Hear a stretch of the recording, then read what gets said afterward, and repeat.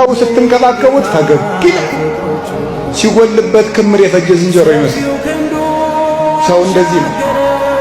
ወቅት ይለውጠዋል፣ ጊዜ ይለውጠዋል፣ ማጣት ይለውጠዋል፣ ማግኘት ይለውጠዋል። ሰው ባየበት ይዘንባል፣ ባየበት ይፈሳል፣ ባጣበት ይደበቃል። ሰው እንደዚህ ነው። ወዳጅነቱን ይለውጣል፣ ፍቅሩን ይለውጣል፣ ቃል ኪዳን ይለውጣል፣ መሐላውን ይለውጣል፣ ጉልበቱ ይለውጣል፣ ሁሉ ይለውጣል። እግዚአብሔር ግን እንደ ትናንት ነው።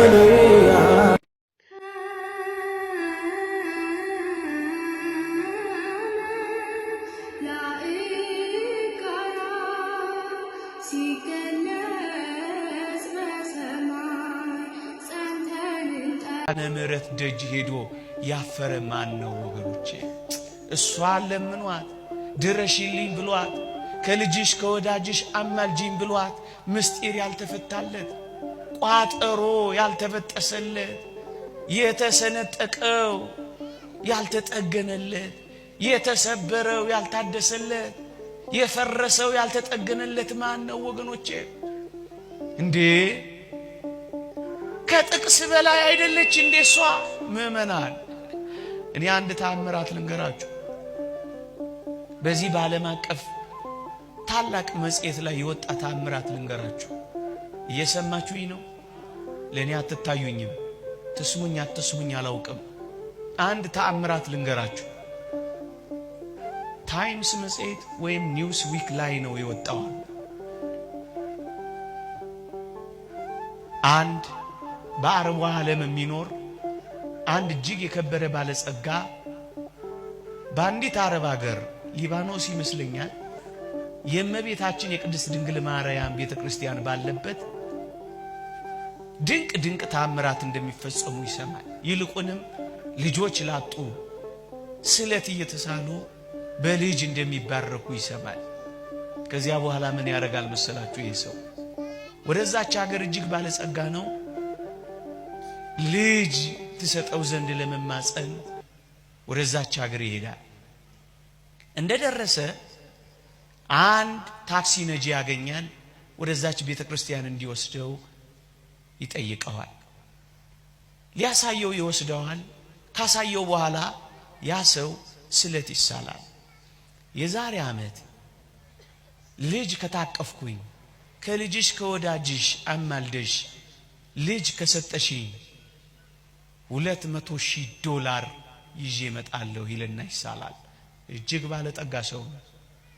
ከዓመት ከምናምን በኋላ የተወደደች ማርያም ስዕለቱን ፈጸመችለት።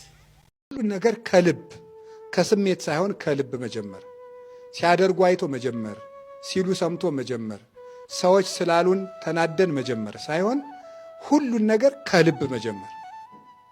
ከልብ ስንጀምረው መከራ ቢመጣም እንቀበልበታለን፣ ታግሰን እናልፈዋለን። ስለዚህ ጠለቅ ያለ መሬት መሆን ያስፈልገናል ማለት ነው። ልባውያን መሆን አለብን። ከልብ ምንም ነገር ደስ ብሎን መጀመር የለብንም። ማለት የፈለግኩት ግን ከስሜት የተጀመረ ነገር ኋላ ችግሩ እንደጠበቅነው ሳይሆን ሲቀር እንሟሽሻለን፣ ተስፋ እንቆርጣለን። መጀመሪያ አስቦበት የወጣ ሰው እንኳን እሾህ ቢወጋው ነቅሎት ይቀጥላል። ቢሰበር እግሩን ጠምጥሞ ቢሆን እያነከሰ ይቀጥላል። ያላሰበበት ሰው ግን ወፍ በጮኸ ቁጥር ቤቱን ሩጦ ይመለሳል። ስለዚህ የእግዚአብሔር ሰዎች አስበን ጎዳናችን መጀመር መልካም ነው። አንሰታኝ ከበለሱ ፍሬ ራቁቴን ብቆም ማፈሬ ልብሴን ይዘሽ ወደኔ መጥተሻል፣ የጓናቴ ቤቴን አድምቀሻል። እንጠጣ፣ ናና መንዝር፣ ናንጨፍር፣ ናንስከር ሚል ጓደኛ አለ። ናንስሐ እንግባ ሚል ግን የለም። አብሮ መበደል እንጂ አብሮ ይቅር በላል ማለት እኮ እንጂ ጓደኛ ማለት ለኃጢአት የሚጠራ አይደለም፣ ለንስሐ የሚጠራ ነው። ጓደኛውን መከር። አንተ በእግዚአብሔር እጅ ተይዘ ልትሞት ደቂቃ ቀርቶ እግዚአብሔርን አትፈራውም ወይ አለ። የጥበብ መጀመሪያ ምን ይስበከው ከዚህ በላይ? አብረው ነው ኃጢአት የሰሩት።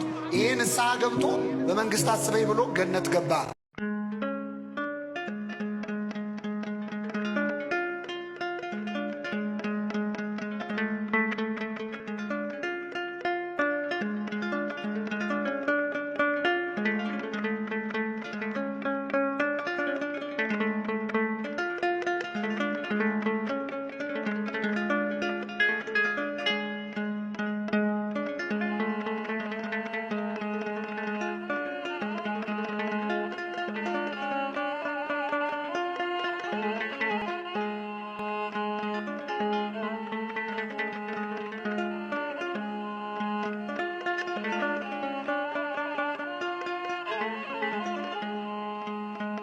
ያቺን የጥሪ